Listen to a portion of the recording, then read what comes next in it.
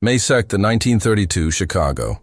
Al Capone had 3 days before he would be transferred to federal prison to begin serving his 11-year sentence for tax evasion. In 3 days, he would lose control of his empire, lose his freedom, and lose Chicago. But he had one final task to complete, something that would take those 3 days and nights of obsessive work. Capone locked himself in his office at the Lexington Hotel with 3 of his most trusted men and began creating something that had never existed before, a complete map of his underground empire.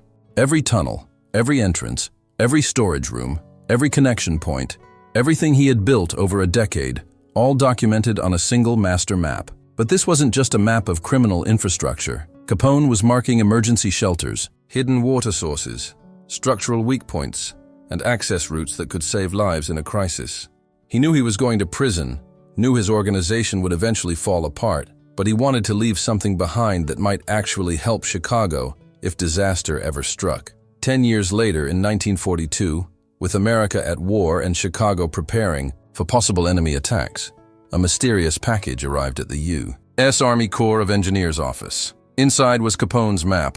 Nobody knew who sent it or how they got it, but military engineers studying it realized they were looking at a complete underground infrastructure system that could be used for civilian defense. Air raid shelters, emergency water supplies, protected communication routes, all already built and ready to use. Capone was rotting in Alcatraz, his mind destroyed by disease, but his tunnels were about to save Chicago one more time. This is the story of how a criminal's last act of planning became a city's unexpected salvation, and how the underground empire built for bootlegging became the foundation of wartime civilian defense.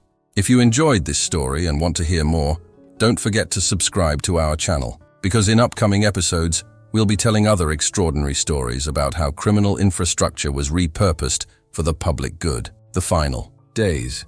Creating the master map. Capone had always been meticulous about records. His organization maintained detailed financial ledgers, operational logs, and personnel files, but the tunnel system had never been fully documented in one place. Different sections were known by different people. Some tunnels were old city freight passages that Capone had simply started using. Others were new construction his organization had built. The entrances, exits, and connection points were spread across dozens of properties. Individual crew leaders knew their sections, but nobody except Capone had a complete picture of the entire network. And even Capone's knowledge was scattered across years of operations, stored in his memory rather than on paper. Now, with prison looming, he needed to get it all down. Capone worked with Frank Nitti, Jake Guzik, and Tony Accardo, 3 men he trusted absolutely. They brought maps of Chicago, architectural plans of buildings, old city infrastructure documents, and their own operational records. They spread everything across a large table in Capone's office and began the painstaking work of reconstruction. Capone would describe a tunnel route from memory. Nitti would confirm it with operational reports. Accardo would add details about entrances and structural features, and Guzik would mark it all on the master map. They worked 12-hour days, ordering food brought in, sleeping in shifts, obsessively focused on completing the work before Capone's departure.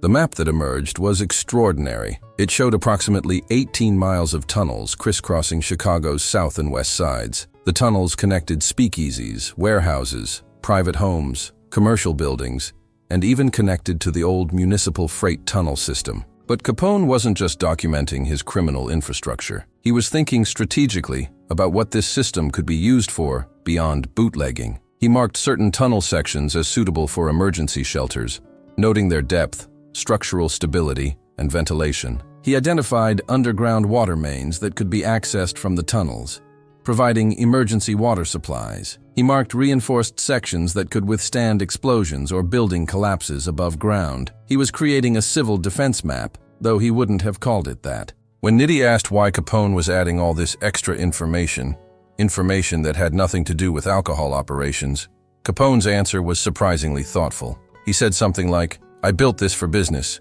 but it's bigger than that now. It's infrastructure, real infrastructure, and if Chicago ever needs it, for whatever reason, this map will show them what's down there." Capone seemed to understand that his criminal empire would eventually end, but the physical tunnels would remain, and they might serve purposes he couldn't foresee. It was a strange moment of forward thinking from a man about to lose everything. The 3 guardians, entrusting. The legacy on May 4, 1932, Capone's last night before transfer to federal custody, he met separately with his 3 trusted men. To each, he gave a sealed envelope. Inside each envelope was a copy of the master map, hand-drawn on heavy paper, with a letter from Capone explaining what it showed. The letter instructed each guardian to keep the map safe and secret.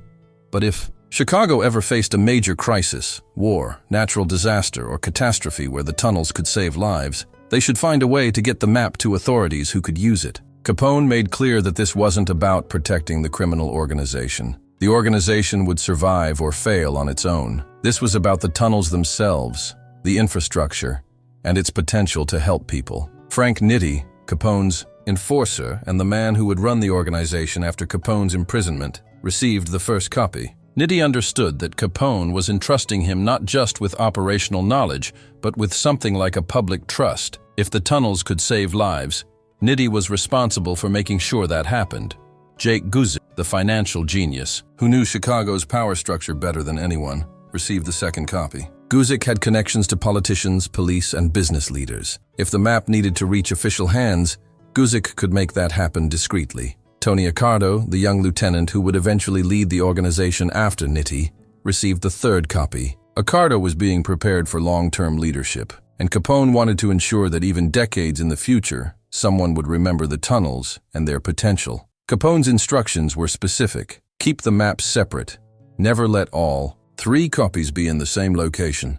And if 2 of the 3 guardians agreed that the time had come to release the map, then do it. This safeguard meant that no single person could make the decision alone, reducing the risk of the map being misused. Capone was creating a system of checks and balances, ensuring that his final legacy would be handled responsibly. The 3 men accepted their copies, each understanding the weight of what they were being asked to protect. None of them could have predicted how soon Capone's foresight would prove valuable. The war comes. Chicago prepares for attack. When World War II began in 1941, American cities started preparing for the possibility of enemy attacks. Pearl Harbor had shown that America wasn't invulnerable, and cities like Chicago, with their industrial capacity and strategic importance, were potential targets. The U.S. Army Corps of Engineers was tasked with creating civil defense plans for major cities, including developing bomb shelter systems, emergency water supplies, and protected command centers. In Chicago, military planners quickly realized they had a problem. The city's buildings were mostly above-ground structures with basements that wouldn't protect against sustained bombing. Natural caves or underground spaces were limited. Building new shelter systems would take years and millions of dollars. Chicago was vulnerable. Frank Nitti and Jake Guzik, both still alive and active in what remained of Capone's organization, watched these preparations with growing awareness. They knew Chicago had an underground shelter system, built and ready to use. They had Capone's map. But releasing it meant revealing criminal infrastructure, potentially exposing tunnel entrances that were still being used for illegal operations, and admitting to construction that had been done without permits or oversight. It was a risk, but it was also an opportunity to do exactly what Capone had envisioned: use the tunnels to protect Chicago. In the summer of 1942, Nitti and Guzik met and made their decision. 2 of the 3 guardians agreed. It was time to release the map. They contacted Tony Accardo, who still had the 3rd copy, and he concurred. But how to get the map to military authorities without revealing who had it or where it came from? They needed anonymity, needed plausible deniability, needed a way to present the map as a discovered resource rather than criminal property. Guzik, with his connections and strategic mind, devised a plan. They would have the map delivered to the Army Corps of Engineers by an anonymous courier, accompanied by a typed letter explaining only that the map showed underground passages that might be useful for civil defense. No signature, no return address, nothing traceable. The delivery. Anonymous gift on August 15, 1942.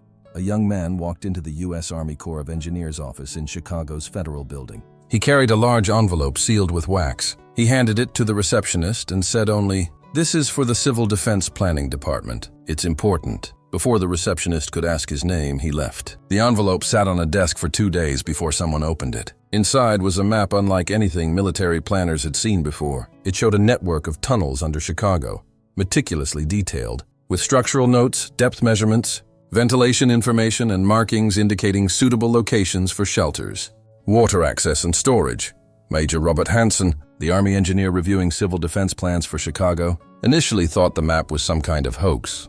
Tunnels under Chicago?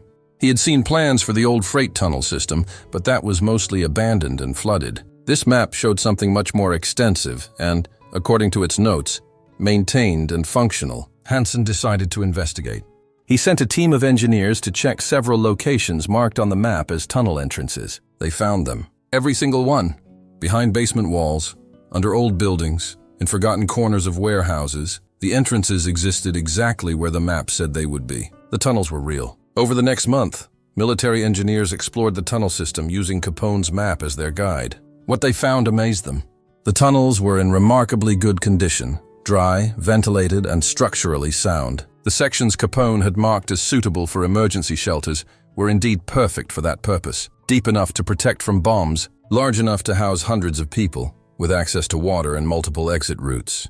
The map's notations about structural features were accurate. Whoever had made this map knew Chicago's underground better than the city's own engineers. When asked where the map came from, Hansen could only report what the receptionist told him, an anonymous delivery by an unknown young man. The map became classified, marked Source Unknown, and integrated into Chicago's civil defense planning. The tunnels saved Chicago, World War II between 1942 and 1945. Chicago's civil defense system was built around Capone's tunnels. The military couldn't publicly acknowledge what they were using or where it came from, but internally, the tunnels became the backbone of the city's protection plan. Certain sections were designated as official bomb shelters, equipped with supplies, emergency lighting, and ventilation improvements. Other sections were set up as emergency command centers where city officials could operate if surface buildings were destroyed. Underground water access points were identified and secured. Medical supply caches were stored in protected tunnel rooms. Communication lines were run through tunnel passages to ensure connectivity even if surface infrastructure failed. Chicago was never attacked during World War II, so the shelter system was never tested in actual combat. But it was used during air raid drills, and it worked flawlessly. Thousands of civilians practiced evacuating to tunnel shelters, and military observers noted that Chicago's system was more robust than similar systems in other cities. The tunnel's capacity, accessibility, and protection level exceeded expectations. If Chicago had been bombed, hundreds or thousands of lives might have been saved by taking shelter in passages originally built to move illegal alcohol. The irony wasn't lost on the few military planners who knew the tunnel's true origin, though they kept that information carefully classified. After the war ended, the tunnel system remained in place, repurposed for Cold War civil defense. During the 1950s and 60s, as America prepared for possible nuclear attack, the tunnels were updated and expanded. Some were equipped to serve as fallout shelters. Chicago's civil defense plans continued to rely on the underground infrastructure, and Capone's map, now old and worn, remained in classified military files as a primary reference document. The criminal who built the system was long dead by then, having died in 1947 after years of mental decline in prison. But his infrastructure lived on, protecting a city that had both celebrated and condemned him. The revelation, truth comes out. The true origin of Chicago's civil defense tunnel map remained classified for decades. It wasn't until the 1990s, when Cold War records were declassified and historical researchers gained access to wartime files, that the full story emerged. A military historian studying Chicago's World War II preparations found the 1942 map marked Source Unknown and became curious, cross-referencing it with other documents, interviewing elderly former military personnel, and eventually tracking down relatives of the three guardians. The historian pieced together the truth. The map had come from Al Capone's organization. The tunnels that protected Chicago during wartime had been built by Chicago's most notorious criminal. When this information was made public, it created controversy. Some people argued that Capone shouldn't receive any credit for something that was only useful because it was repurposed from criminal use. Others argued that regardless of his intentions in building the tunnels, his decision to document them and ensure they could be used for civil defense showed a sense of civic responsibility that deserved acknowledgement. The debate revealed deep ambivalence about how to evaluate moral complexity. Can a criminal's good act count as good if it emerges from criminal infrastructure? Should Capone's legacy include both his crimes and his contributions? Perhaps the most thoughtful response came from one of the military engineers who had used the tunnels during the war. In an interview conducted shortly before his death in 1998, the engineer said, "I don't care who built those tunnels or why. I care that when my city needed protection, the protection was there. If Capone's criminal operations inadvertently created infrastructure that saved lives, then that's part of his legacy, complicated as it may be. History isn't simple. People aren't simple. We have to accept that sometimes good and bad come from the same source, the legacy. What remains today, most of Capone's tunnel system is sealed, abandoned, or forgotten. Some sections collapsed over the decades. Others were deliberately filled in during construction projects. But portions remain, repurposed for modern use. Some old tunnels now carry fiber optic cables, serving as protected conduits for communication infrastructure. Others have been converted into storage for city utilities. A few sections are maintained as part of Chicago's emergency preparedness system, though few people know their history. The map Capone created, the master document showing the complete system, is held in the Chicago History Museum's archives, available to researchers, but rarely examined. The question of Capone's legacy remains complicated. He was a criminal who hurt many people, who built an empire on illegal activity, who contributed to Chicago's reputation for corruption and violence. But he also, intentionally or not, created infrastructure that served public good. He saved lives through his Depression-era food distribution. He saved children from fires and bombs. He documented and preserved an underground system that protected his city during wartime. These good acts don't erase his crimes, but his crimes don't erase his good acts. He was both, simultaneously, throughout his life. Perhaps the most interesting aspect of Capone's final legacy is what it says about infrastructure itself. Infrastructure, whether built for legal or illegal purposes, has value independent of its original use. Tunnels are tunnels, whether they carry bootleg whiskey or fleeing civilians. The physical reality of construction, of passages and shelters and water access, matters regardless of who built it or why. Capone understood this in his final days of freedom, understood that what he had built could outlast him and serve purposes he hadn't intended. That understanding, that moment of thinking beyond his immediate interests, represents a kind of wisdom rarely associated with gangsters. Walk through Chicago today, and you're walking above history. Below your feet might be tunnels that once moved illegal alcohol, that once saved children from burning buildings, that once sheltered civilians during war preparations. That complexity, that layering of different uses and meanings over the same physical space, is the real legacy. Not Capone the criminal or Capone the occasional hero, but Capone the builder of infrastructure that outlasted him, that served purposes he could imagine and purposes he couldn't, that became part of the city's fabric so thoroughly that its criminal origins became almost irrelevant. In the end, that might be the strangest and most lasting legacy. The gangster who accidentally helped build his city's future while trying to secure his empire's present.